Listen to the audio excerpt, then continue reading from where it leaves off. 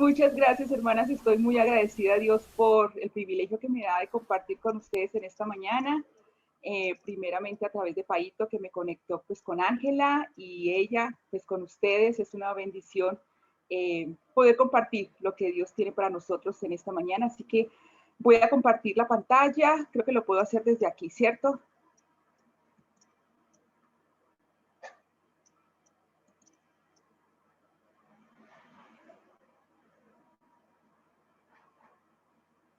Listo, ya lo puedes compartir.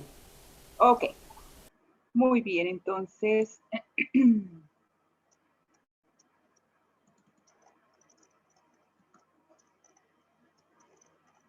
a ver cómo... Muy bien. Entonces, como les decía, tengo el gran privilegio de compartir con ustedes en esta mañana, y pues he orado que sea de gran bendición para ustedes. En esta mañana he titulado el tema, se llama Una vida piadosa que nos lleva a conducirnos en temor el tiempo de nuestra peregrinación. Es lo que más o menos es como los temas anteriores que han venido compartiendo mis hermanas también, ¿cierto? Y está en Primera de Pedro 1, vamos a estar del 17 al 21. Entonces, es una vida piadosa, es una vida de santidad, ¿cierto? Como hace 8 días nos compartía Ángela acerca de esto, y no tenemos que olvidarlo porque es nuestro diario vivir, como Dios quiere que nosotros nos podamos conducir el tiempo que Dios tiene para nosotros aquí en la tierra. Él sabe el tiempo que tenemos, así que vamos a estar compartiendo esos versículos del 17 al 21. Si ustedes tienen sus Biblias o lo que sea, lo tengo de todas formas escrito aquí en el PowerPoint, y entonces vamos con esto. Hemos estado hablando, ¿cierto? Y dice que en los anteriores versículos Pedro nos ha animado a ceñir los lomos de vuestro entendimiento, ¿cierto? Ser hijos obedientes, sed sobrios, a no conformarnos a los deseos que tenemos o que teníamos antes, y a la santidad. Son los versículos anteriores, la enseñanza que han estado ustedes teniendo, y hoy queremos hacer o recalcar ahora que Pedro nos invita a conducirnos en temor, ¿cierto? Pero no es un temor de miedo, no es un temor de Dios me va, no, es un temor de reverencia, ¿cierto? De conocer a Dios a través de eso. Entonces, mientras estemos en esta tierra, entonces ese es como el tema principal de lo que vamos a estar viendo en esta mañana. Y el primer versículo, entonces, ahí está, dice que si invocáis por Padre aquel, no alcanzo a leer todo porque voy a buscarlo aquí para que lo pueda leer más porque me tapa un poquito las imágenes, pero dice, y si invocáis por Padre aquel que sin acepción de personas juzga según la obra de cada uno, conducíos con temor todo el tiempo de vuestra peregrinación, ¿cierto? Ahí dice, si invocáis por Padre, sabemos que es nuestro Padre porque hemos creído en su Hijo, porque tenemos la salvación, ¿cierto? Y tenemos el privilegio de llamarlo Padre, ¿cierto? Hay personas que solo ven a Dios como un Dios que está ahí, como un Dios que está lejano. Hay personas que no tienen una relación muy estrecha o muy cercana o muy íntima con su Padre Celestial. Y yo espero que en esta mañana sí podamos verlo y que realmente podamos recordar ese Padre amoroso pues que tenemos, ¿cierto? En todas nuestras dificultades, en todas las circunstancias, es un Padre amoroso. Entonces Pedro nos dice, si invocáis, si llamar, si oran, si hacen todo eso es porque Dios es su Padre. Cuando nosotros llamamos Padre, pues podemos pensar en muchos aspectos, en muchos atributos acerca que Él tiene. Cuando decimos Padre, decimos que Él es soberano, ¿cierto? Y ustedes pues conocen estos atributos de Dios. No puedo entrar en ellos ahorita porque no tenemos el tiempo, pero estamos diciéndole, tú eres soberano, Padre, en todo lo que haces. Padre, tú mereces la honra y la gloria y el honor, porque no hay otro como tú, ¿cierto? Cuando decimos Padre, cuando le estamos alabando, el creador, ¿cierto? Creo que lo que dice ahí, esa parte está tapado, al supremo, ¿cierto? Al que es suficiente, al gran yo soy, como Moisés decía, ¿y quién voy a decir quién me manda? ¿Cierto? Y él dijo, diga que yo soy el gran yo soy, el que todo lo puede, ¿cierto? El perfecto, amoroso, lleno de gracia, lleno de misericordia, el que es santo, santo, santo. Entonces, cuando decimos Padre, no es simplemente decir Padre.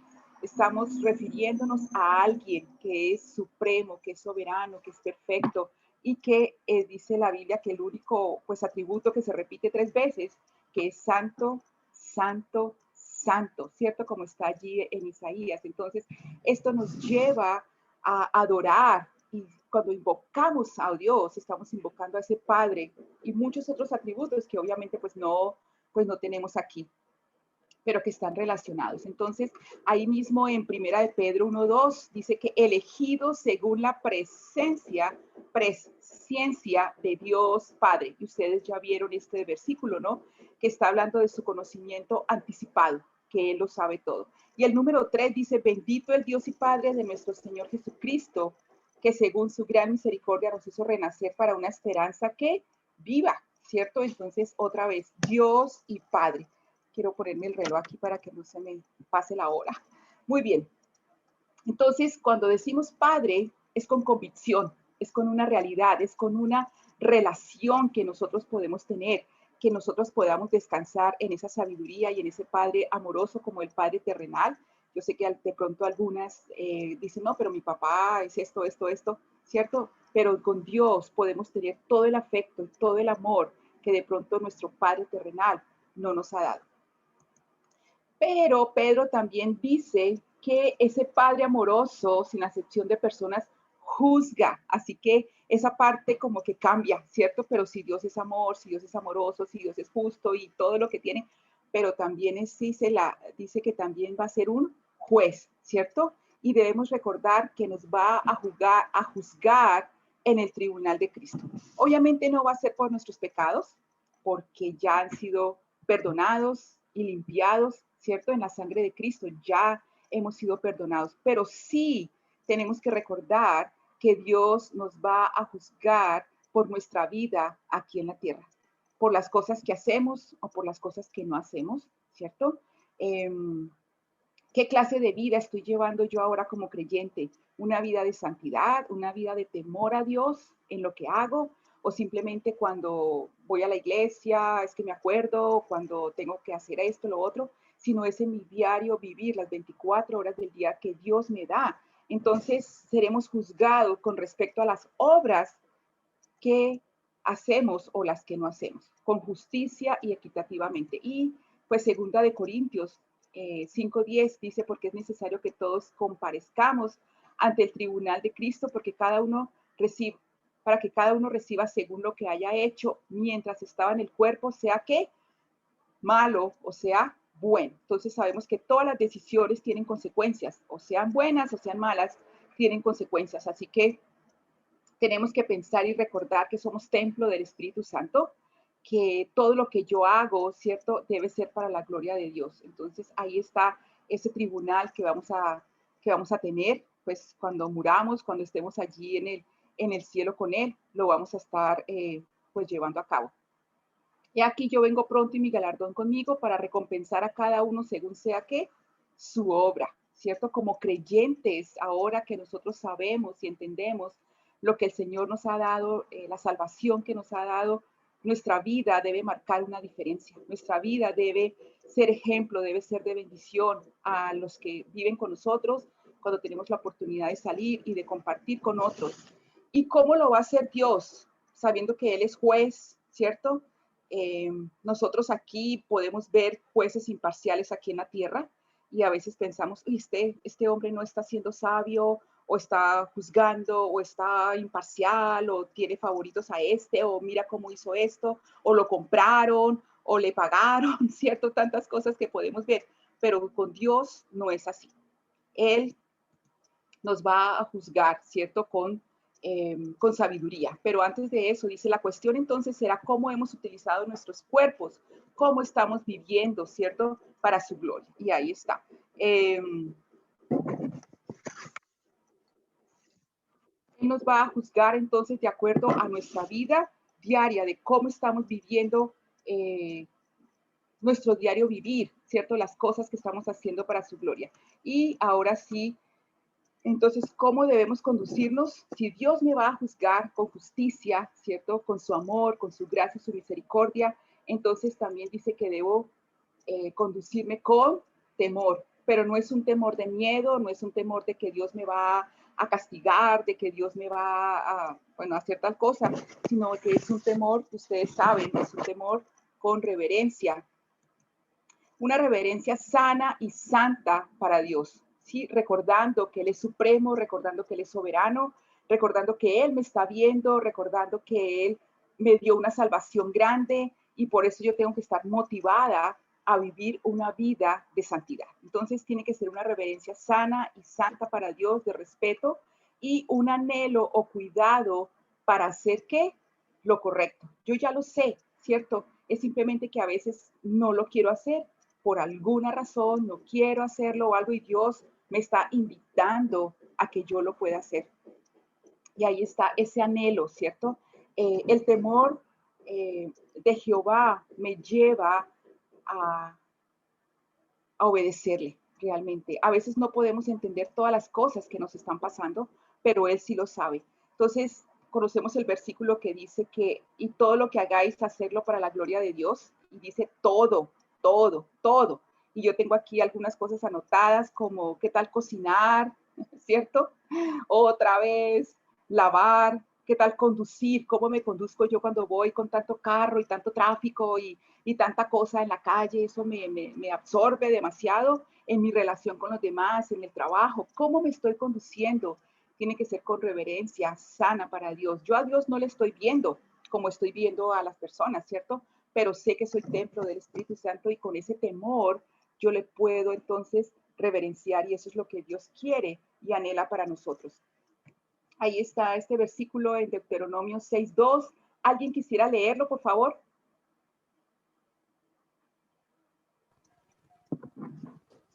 Dice, para que temas a Jehová tu Dios, guardando todos sus estatutos y sus mandamientos que yo te mando, tú, tu hijo y el hijo de tu hijo, todos los días de tu vida, para que tus días sean prolongados.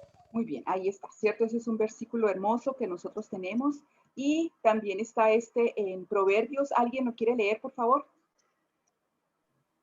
Proverbios 14:27. El temor de Jehová es manantial de vida para apartarse de los lazos de la muerte. Imagínate, el temor de Jehová es manantial de qué? De vida y para apartarnos de los lazos de la muerte. Si yo estoy andando en santidad, ¿cierto?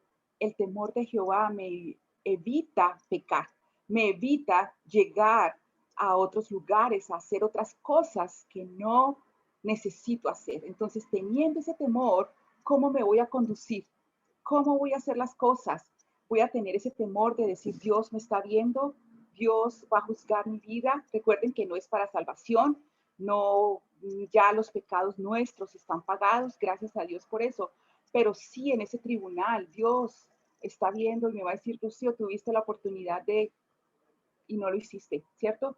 Sabías y me conocías, pero no lo hiciste. Entonces el temor de Jehová hace que yo pueda ser librada, ¿cierto? De pecar, de hacer estas cosas. Y tenemos que entonces recordar eso. Recuerden que no es generar miedo en nosotros, porque eso no es lo que Dios quiere, sino con intención de ni de condenarnos, sino simplemente para ayudarnos a vivir una vida mejor, que sea agradable a Dios y que pueda ser glorificar su nombre para que otras personas también lo puedan ver. Entonces, temer a Dios es reverenciarle, es un temor santo para no entristecerle, como nosotros aquí como hijos terrenales, ¿cierto? Entristecimos a nuestros padres por cosas que hicimos. Ahora, ustedes que tienen hijos pueden ver que se entristecen en sus corazones por cosas que sus hijos no hacen o no les obedecieron. Pues imagínate el corazón de Dios igual, porque es nuestro Padre, como lo veíamos entonces en el inicio. Muy bien. Al decir Pedro, peregrinación nos recuerda que somos que residentes temporarios en este mundo. No vamos a estar aquí por la eternidad y a veces como que nos acomodamos tanto y hacemos y vamos y venimos y nos preparamos y no está mal que lo hagamos, no está mal que estudiamos, que trabajamos, que los hijos, que aquí, que allá, que para el futuro, que dónde vamos a vivir, que una casita. Está bien, ¿cierto?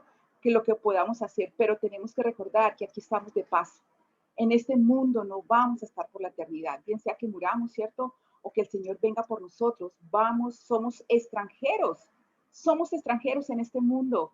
y no tenemos que acomodarnos tanto para tener y hacer y vivir y nos cuidamos tanto el cuerpo físico que está bien cuidarlo, ¿cierto? Y que el ejercicio y la salud y la medicina y la cosa y todo está muy bien hacerlo, pero tenemos que recordar que debo cuidar este cuerpo espiritual,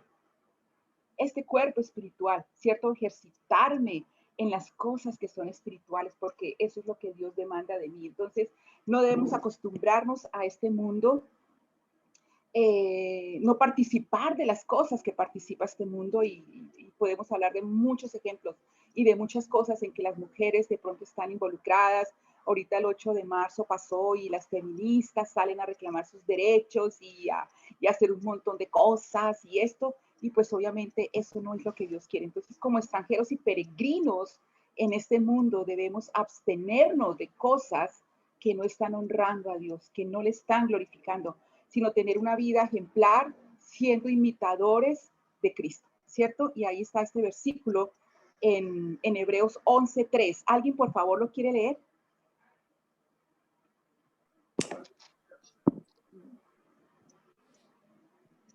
Hebreos 11:13, conforme a la fe murieron todos sin haber recibido lo prometido, sino mirándolo de lejos y creyéndolo y saludándolo y confesando que eran extranjeros y peregrinos sobre la tierra. Muy bien, en este Hebreos 11 podemos ver que es el capítulo de la fe, ¿cierto? Que ellos estuvieron andando en fe. Ellos dicen que no recibieron lo prometido, sino mirando de lejos. ¿Qué era? Mirando hacia arriba, mirando hacia la eternidad y confesando que eran ¿qué? Extranjeros y peregrinos sobre la tierra. Y eso es lo que Pedro nos está recordando. ¡Ey! No se aferren tanto a estas cosas. Tenemos una vida mejor, tenemos una herencia mejor, ¿cierto? Tenemos un lugar, tenemos un mundo diferente donde vamos a estar por la eternidad. Así que las cosas que hacemos aquí repercuten en lo eterno. Entonces, ojo con lo que están haciendo, ojo con lo que están viviendo, y eso es lo que Dios espera y anhela de nosotros, que nos podamos conducir con temor en este mundo. El versículo 18 dice, sabiendo que fuisteis que rescatados de vuestra vana manera de vivir, la cual recibiste de vuestros padres, no con cosas corruptibles como oro o plata, sabiendo, y es algo que nosotros ya sabemos, no sé cuántos años, muchas de ustedes creyeron en Jesús hace muchos años, hace poco. Yo tuve la oportunidad de hacerlo cuando tenía 13 años, así que ya son muchos años, ¿cierto? Sabiendo que fuimos que rescatadas. Necesitábamos ser rescatadas. Nosotras mismas no nos podíamos rescatar y eso nosotros lo sabemos. Así que Cristo lo hizo por nosotros. Nos rescató de una vana manera de vivir. Íbamos directico al infierno, ¿cierto? Así que Dios en su gracia y en su misericordia nos ha rescatado de una vida totalmente improductiva, ¿cierto? Ser rescatados de esa vieja manera de vivir que a la larga lleva que a la muerte y al juicio. Dios allí en Génesis con Adán y Eva había podido terminar con ellos, ya, ¿cierto? Pero no lo hizo. En su gracia y en su misericordia prometió enviar un Salvador. Y de eso nos quiere rescatar nosotros, de esa vana manera de vivir, de una vida que improductiva, que no nos lleva entonces a ningún lado. Y tenemos que recordar de esa vana manera de vivir. No tenemos el tiempo de leer todos los versículos, pero Efesios nos habla de eso, ¿no? Ya no seamos como los gentiles, ya no sean como esas otras personas que otra vez hacían y que volvemos y volvemos una vez y otra, volvemos a lo mismo. Dios no quiere que estemos en esa condición todo el tiempo, sino que ya hemos sido pasados de muerte a vida, hemos sido rescatadas, así que nosotros tenemos que recordar que hemos sido libradas de la muerte, hemos sido libradas de un juicio eterno y que Él nos ha librado en su gracia y en su misericordia a través de su Hijo Jesucristo. La palabra redimido significa que rescatar, liberar, pagando un rescate, y sabemos quién pagó ese rescate, ¿cierto? Lo pagó Jesús con su vida en la cruz, y ahorita vamos a estar viendo un poquito más acerca de eso. Cristo pagó el precio, Él tuvo que pagar el precio por usted y por mí. No había otra persona que lo pudiera hacer, y nosotros, pues sí, ya lo sé, pero tenemos que vivir esa vida y esa salvación que Él realmente nos ha regalado. ¿Alguien quiere leer Efesios 1:7, por favor? Efesios 1:7. En quien tenemos redención por su sangre, el perdón de pecados según las riquezas de su gracia. En quien tenemos que redención, tenemos rescate, ¿cierto? Aquí la gente paga por un secuestro que lamentablemente su familia ha sido metida en un lugar y pagan un rescate y muchas veces ni devuelven a la persona, ¿cierto? Pagan millones y millones y millones por sacar, pero no estamos hablando de eso, estamos hablando de la salvación, de la redención y del perdón de pecados según las riquezas de su gracia. Por su gracia y por su misericordia, Él nos ha redimido, nos ha rescatado del infierno. Ese es un gran incentivo para vivir entonces que en santidad, ¿cierto? Porque Dios es santo, porque nos juzga sin parcialidad y por el rescate costoso. Eso me debe motivar a mí a vivir una vida. A veces tenemos motivaciones en nuestro diario vivir y es bueno tenerlas. Me motivan a hacer esto, me motivan a hacer ejercicio, me motivan a hacer mejores cosas, pero Jesús con su vida me está motivando a vivir una vida en santidad, una vida realmente agradable para Él. Y ese es el incentivo, porque tuvo que pagar por eso. Para nosotros es gratis, pero Él tuvo que pagar ese precio, ¿cierto? Es algo que no se hubiese hecho, no hubiera sido posible si Cristo no da su vida por nosotros. No hubiera sido posible pagar ese rescate porque era muy alto, porque era muy costoso. Y Pedro nos dice que todo lo que el hombre natural codicia al fin se corrompe, todo lo que tenemos, no sé cuál es el valor preciado de ustedes, tal vez tienen una joya, tal vez tienen en su casa vajillas de plata o algo y siempre las tienen que limpiar, o cuando llega alguien y quieren ofrecerle algo bonito, ¿cierto? Con el tiempo se va oxidando, va perdiendo brillo, ¿cierto? Y por eso Pedro nos dice que nuestra salvación fue comprada con oro y plata que no tiene precio, o sea, no se puede comparar, ¿cierto? Y al pensar en esto, contrasta entonces con la preciosa sangre de Cristo, y nosotros lo podemos recordar. ¿Quieren seguir viviendo como están? Pues no lo hagan. Mira el precio que Cristo pagó por nosotros. ¿Quieren seguir en ese pecado? No lo hagan. Cristo pagó por él. ¿Quieren seguir en amargura? ¿Quieren seguir pecando, enojándose? ¿Quieren seguir en esto? No lo hagan. Cristo ya pagó el precio. Entonces, Él nos está invitando a vivir una vida de santidad, ¿cierto? Y una vida que realmente pueda agradarle a Él. Y es allí donde nosotros tenemos que recordar realmente ese precio, ese costo que tuvo Él realmente por nuestra vida.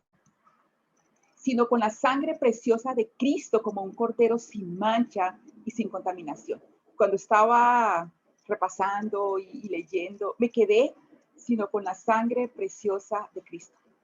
Y sabemos, ahorita se acerca Semana Santa, vemos películas, recordamos, sí, el muerte y sacrificio de Cristo, pero que esta vez sea diferente, sino con la sangre preciosa de Cristo. Y esa noche que yo estaba escribiendo y haciendo, y dije, no más, no voy a quedar con esto porque es demasiado, sino con la sangre preciosa de Cristo, ¿cierto? Su sangre que es vida, y Él la tuvo que dar. Y ya hemos visto que tiene un valor alto para nosotros, nos ha rescatado del infierno, nos ha dado vida, ¿cierto? Entonces nosotros tenemos que recordar realmente eso, el costo y el valor que le costó a Él venir, dejar su gloria, dejar su Padre, ¿cierto? Para venir y derramar su sangre por nosotros. Y quiero llevarles un poquito por la última noche que Jesús pasó aquí en la tierra con los apóstoles. Ustedes conocen la Santa Cena que pasó allí, y Él sabía que iba a ser traicionado, Él sabía que iba a ser arrestado, Él sabía que iba a ser juzgado, Él sabía que iba a ser crucificado. Él sabía todo eso porque era Dios, y desde la eternidad Él lo sabía, ¿cierto? Y fue llevado a Getsemaní, y había leído esto hace un tiempo y lo puse aquí porque me llamó muchísimo la atención cuando lo vi por primera vez, y dice Getsemaní significa prensa de aceite. Ustedes conocen una prensa o algo, no, es algo que hace presión sobre algo, ¿cierto? Algo que ejerce esa presión para aplastar, para poder sacar algo de ahí. Y se le puso ese nombre de manera apropiada, ya que esa noche, en medio de los olivos, el Hijo del Hombre, el Hijo de Dios, fue que oprimido más allá de todo lo que podemos imaginar. Su cuerpo, ¿cierto? Fue oprimido por nuestro pecado. Y hace referencia entonces a la aceituna. Dice que contiene una pequeña gota de aceite de oliva. Cuando la piel de las aceitunas se rasgaba bajo el peso de la piedra, el aceite era ¿qué? Liberado. Sin esa presión que se hace sobre la aceituna, no puede sacar ese aceite que está allí. Curiosamente, a medida que las aceitunas se trituraban, un líquido rojizo brillante comenzaba a fluir fuera de la fruta. Increíble, ¿cierto? Nada es por casualidad. Dios sabe todas las cosas. Y voy a mostrarles un pequeñito video acerca de este proceso de la aceituna. Espero que podamos verlo sin ningún problema.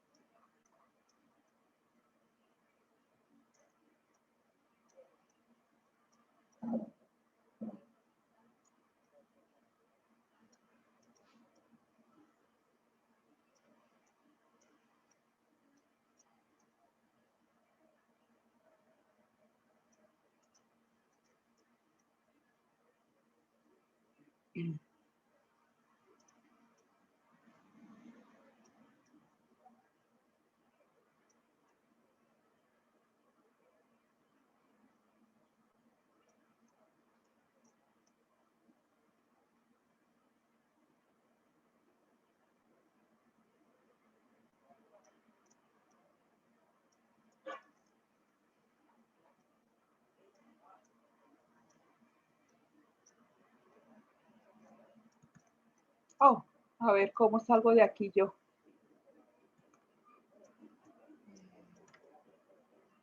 La siguiente. Tengo que salir. Ok. Muy bien. Ahí estamos. ¿Qué tal ese trabajo para poder sacar el aceite de la aceituna? Recuerde que Jesús estaba en Getsemaní, que significa prensa de aceite. Podemos recordar nosotros esto. Así que podemos leer en los evangelios la última noche que Jesús pasó aquí, sino con la preciosa sangre de Cristo. Estamos hablando de esto. Y voy a seguir en esta tonalidad. Dice en Marcos 14:33 que su sudor era como grandes gotas de sangre que caían hasta la tierra. Jesús estaba siendo presionado, ¿cierto? Su cuerpo lo iba a hacer ahorita, pero en ese momento él empezó a afligirse y angustiarse, porque él sabía por dónde iba a pasar, él sabía lo que tenía que pasar. Tal vez ustedes han estado pasando por una angustia de salud, sus hijos, la muerte de alguien, estar sin trabajo, ¿cierto? Y hemos sentido angustia físicamente, lo hemos tenido por otra persona, pero nada se compara a la angustia que sufrió Jesús. Asombrarse por completo, estar aterrorizado ante lo que le venía más adelante, que era la cruz. Dijo, mi alma está muy afligida hasta el punto de la muerte. Le dijo a sus discípulos, quedaos aquí y velad conmigo. Y adelantándose un poco, cayó sobre su rostro, orando y diciendo, Padre mío, si es posible, pasa de mí esta copa, pero no sea como yo quiero, sino como tú quieras. Pasa de mí esta copa, ¿cierto? Lucas 22 dice, y estando en agonía, oraba con mucho fervor, y su sudor se volvió como gruesas gotas de sangre que caían sobre la tierra. El ángel lo fortaleció, no para liberarlo de la presión, sino darle la gracia y la resistencia para orar con más fervor en agonía. Esa era la angustia que sufrió Jesús. Ahorita podemos hablar y su sangre preciosa, pero recordar esa noche, ni tenemos, esto solamente es una milésima cosa que nosotros podemos hacer. Al recordar esa noche que Jesús tuvo que pasar y que tuvo que padecer, ¿para qué? Para que yo siga haciendo lo que yo quiero, para que yo siga viviendo la vida que yo quiero, es que yo sé lo que me conviene, es que yo sé lo que es mejor para mí, es que pues es que tal cosa. No, no, para vivir una vida de santidad, para vivir una vida de temor y de peregrinación mientras yo esté aquí, esa vida que Dios me ha regalado, para que no sea en vano ese sacrificio que Dios me ha dado. Obviamente la salvación la tengo, pero en mi diario vivir, esa santidad, Dios quiere que realmente la pueda vivir, recordando el costo. Cuando ustedes tienen algo valioso en su casa, tal vez le dicen a sus hijos, no vayan a tocar eso porque me costó mucho. O ojo con esta cosa eléctrica que compramos, tienen que usarla bien para que no se vaya a dañar, porque me costó tanto. Y la queremos cuidar, y está bien, la queremos resguardar, está bien. Pero a Jesús le costó la vida, le costó la vida. Él sabe que iría a ese combate contra el infierno para la salvación de nuestras almas. Era un combate con Satanás. Allí Satanás no quería que nosotros pudiéramos obtener esa salvación. Así que él está en agonía, temblor y ansiedad frente al dolor y al trabajo que implica esa cruz. No podemos ni siquiera entender la profundidad de los horrores de lo que Cristo enfrentó en Getsemaní.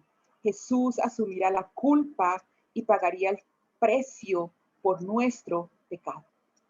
Y eso nos debe llevar a vivir una vida que en santidad, ¿cierto? Y ahí está Pedro recordándonos, él dice, el sacrificio fue muy grande. Como hijas de Dios, el sacrificio fue muy grande.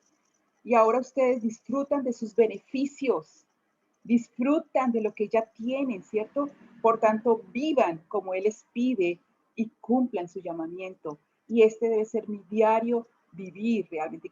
Me apasionó mucho este tema, quisiera hablar más, pero no tenemos el tiempo. Y dice, un cordero sin mancha y sin contaminación. No hubiera nadie más que hubiera cumplido la única persona que lo podía hacer, entonces era Jesús, ¿cierto? Los judíos conocían muy bien esta práctica de los corderos, porque comenzó allí en Génesis, como les decía, con Adán y Eva. Dios tuvo que matar un cordero para vestirlos y enseñarles allí, ¿cierto? Acerca que la paga del pecado es la muerte. Lo vimos con Abraham y Isaac, cuando Dios le dijo a Abraham, ve y sacrifica a tu hijo. Isaac le dice, aquí está esto, está esto. ¿Y dónde está el cordero? ¿Cierto? Conocemos muy bien la historia. El Isaías 53 presenta al Mesías como un cordero inocente, despreciado y desechado entre los hombres, varón de dolores, experimentado en quebranto, ¿cierto? Nos habla Isaías 53. Y también vemos cuando Juan el Bautista estuvo aquí, Juan 1:29 dice, los judíos escucharon, he aquí el Cordero de Dios que quita el pecado del mundo. Y ellos pudieron recordar la Pascua. Ustedes se conocen cuando Dios les dijo a ellos que debían matar un cordero sano, sin enfermedad, sin tener nada quebrado. Todo esto lo tenían que quedarse resguardados en sus casas y tocar los tinteles de la puerta, ¿cierto? Con la sangre, y fueron ¿qué? Resguardados. Los judíos conocían muy bien el sacrificio, ¿cierto? Que estaba allí. Entonces era un papel importante en la vida de los judíos, y por eso Pedro hace referencia a esto, como un cordero sin mancha y sin contaminación. Vino Jesús para darnos vida a nosotros. Cuando Jesús fue a la muerte, lo hizo como un cordero. No abrió su boca, sin quejarse, sin defenderse. Yo, ¿por qué estoy haciendo esto? Pero ¿por qué no había otra persona? No lo hizo. Él sabía que era lo único que podía hacer para salvarnos la salvación, era que Él pudiera morir en la cruz por nosotros. 1:20 dice, ya destinado desde antes de la fundación del mundo, pero manifestado en los postreros tiempos por amor de vosotros. Destinado desde antes de la fundación del mundo.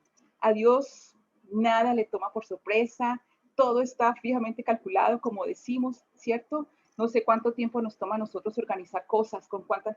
no, tengo 2 semanas, lo voy a hacer después. No, me queda una semana, no, después, un día, wow, ya estamos encima de las cosas, ¿cierto? Pero con Dios no es así. Él anticipó todas las cosas y ya tenía destinado ese cordero que iba a venir y morir, ¿cierto? Entonces, la venida de Cristo a la tierra no fue algo improvisado, es decir, que el plan de Dios para la salvación del mundo ya había sido gestado desde que la eternidad pasada, porque Dios sabía que necesitábamos de un Salvador. Y estaba esperando simplemente el momento, ¿cierto?, de que llegara para que se pudiera cumplir. Y podemos leer entonces estos versículos que están ahí. ¿Alguien quisiera leer primero a Juan 1:1, por favor?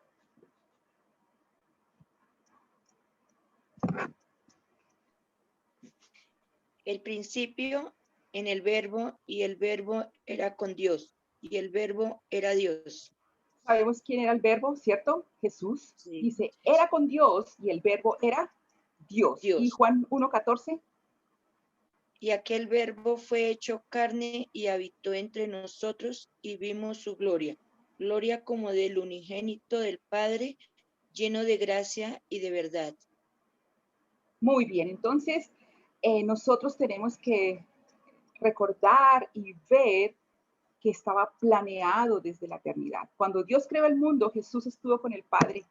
Él estaba allí a su lado, no como un espectador pasivo, sino trabajando activamente con su Padre. Él lo estuvo haciendo allí, ¿cierto? Y de la misma manera trabajaron juntos en el plan de la salvación. Y eso me hace sentir como especial, como decir, wow, Señor, mira esa relación con tu Hijo, planeando, organizando, viendo, ideando, haciendo todo. Y Jesús asumió la responsabilidad que él tenía en la parte de la salvación, ¿cierto? Alguien, por favor, Colosenses 1:16. Porque en él fueron creadas todas las cosas, las que hay en los cielos y las que hay en la tierra, visibles e invisibles, sean tronos, sean dominios, sean principados, sean potestades. Todo fue creado por medio de él y para él. Todo fue creado por medio de él y para él, ¿cierto? Entonces, por eso dice, ya destinado desde antes de la fundación del mundo, ¿cierto? Él estaba allí listo para que cuando el Padre le dijera, hijo, es hora de partir. Y yo estuve pensando en eso también y nunca había, ¿cómo sería esa despedida del Padre con el Hijo? ¿Cierto? Ustedes que son padres, que el hijo va para un campamento, un fin de semana, o salga, hijo, ten cuidado, esto, la medicina, no escuches de nadie, ojo con el celular, no, ¿cierto? Todas las recomendaciones que un padre le puede dar a su hijo antes de salir de casa. Y yo nunca había pensado en esto y dije, ¿cómo habría sido esa despedida del padre con el hijo que estaba allí, ¿cierto? Y diciendo, hijo, es momento de ir para nacer, para crecer, para tener ese ministerio de 3 años y medio y después para morir. Estaban allí juntos. El tiempo oportuno, Dios dijo, ese es el momento para que tú vayas a la tierra a cumplir tu propósito de salvación. Aquel periodo de la historia fue el elegido por Dios, ¿cierto? No fue improvisado realmente. Muy bien. Y dice, manifestado en los postreros tiempos, en el tiempo que Dios lo tenía, se hizo. ¿Alguien, por favor, quiere leer 2 Timoteo 2, 9b y el ver 10, por favor?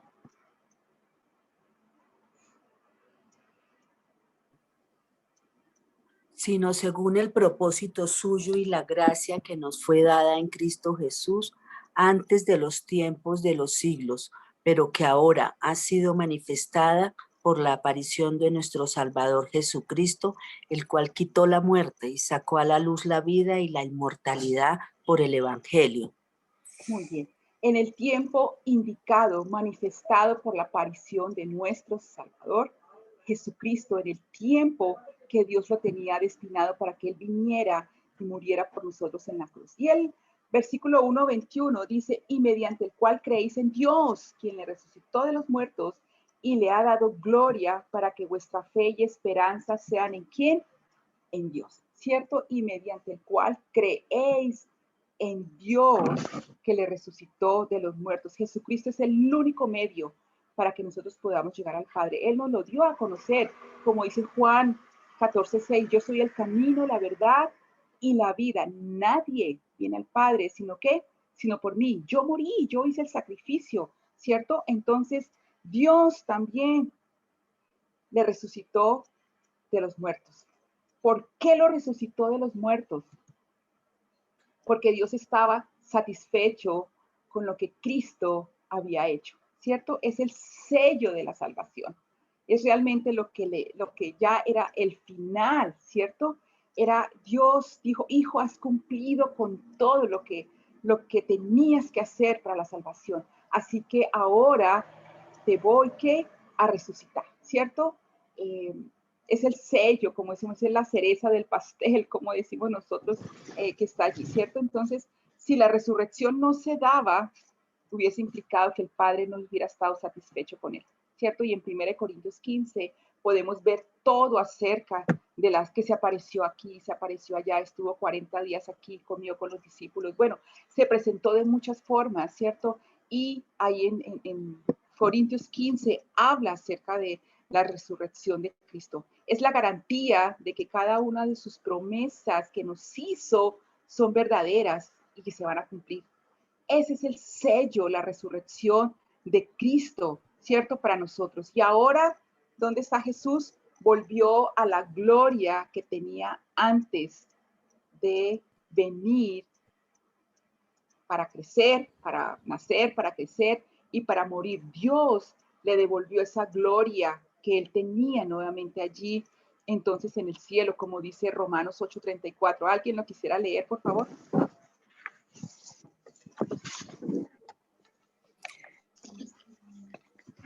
¿Quién es el que condena? Cristo. Él es el que murió, más aún el que también resucitó, el que además está a la diestra de Dios y el que también intercede por nosotros.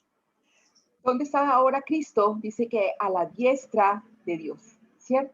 Ahí está Él y nosotros posicionalmente también estamos allí con Él, ¿cierto? Entonces, esa es la garantía de que Jesús cumplió lo que el Padre le había enviado y por eso Dios estuvo contento y satisfecho con el sacrificio de Cristo y por eso le resucitó, ¿cierto?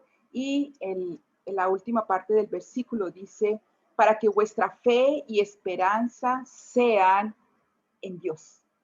Vuestra fe y esperanza sean en Dios, ¿cierto? Sé que a veces las circunstancias nos quitan la vista de muchas cosas que tenemos, pero Dios nos ha dado esperanza y sabemos que podemos confiar en Él con todos esos atributos que vimos al principio del Padre, ¿cierto? ¿Qué es lo que tú estás viendo ahora? Estamos viendo una pandemia, estamos viendo el coronavirus, estamos viendo que la gente está sin trabajo, estamos viendo gente enferma, estamos viendo que muchas cosas a nuestro alrededor y lamentablemente pues el mundo no va a mejorar, ¿cierto? Es lo que estamos viendo, pero Dios nos está invitando a que le veamos a Él, como lo hicieron estos héroes de la fe en Hebreos 11, y dice, para que vuestra fe y esperanza sean, ¿en quién? En Dios, ¿cierto? ¿En dónde y en quién está puesta tu esperanza ahora, hoy, este día? ¿En dónde está? Y podemos reflexionar acerca de esto. ¿En dónde está? ¿En quién está? ¿En lo que yo puedo hacer? Vamos y oramos y decimos, Señor, tú te pido por esto y ay, claro que tenemos que hacer cosas, pero después oramos y empieza a angustiarlo. Y si no pasa, y si resulta, y si esto, y si lo otro, pues nuestra esperanza no está puesta en Él, sino en lo que yo puedo hacer, ¿cierto? Entonces ahí estamos desconfiando nuevamente de Él. Y dice, por lo tanto, Él espera que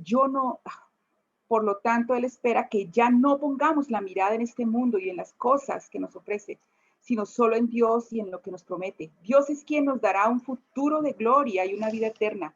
La fe en otra cosa, en otra persona, incluso en nosotros, es incierta y no nos llevará a ningún puerto.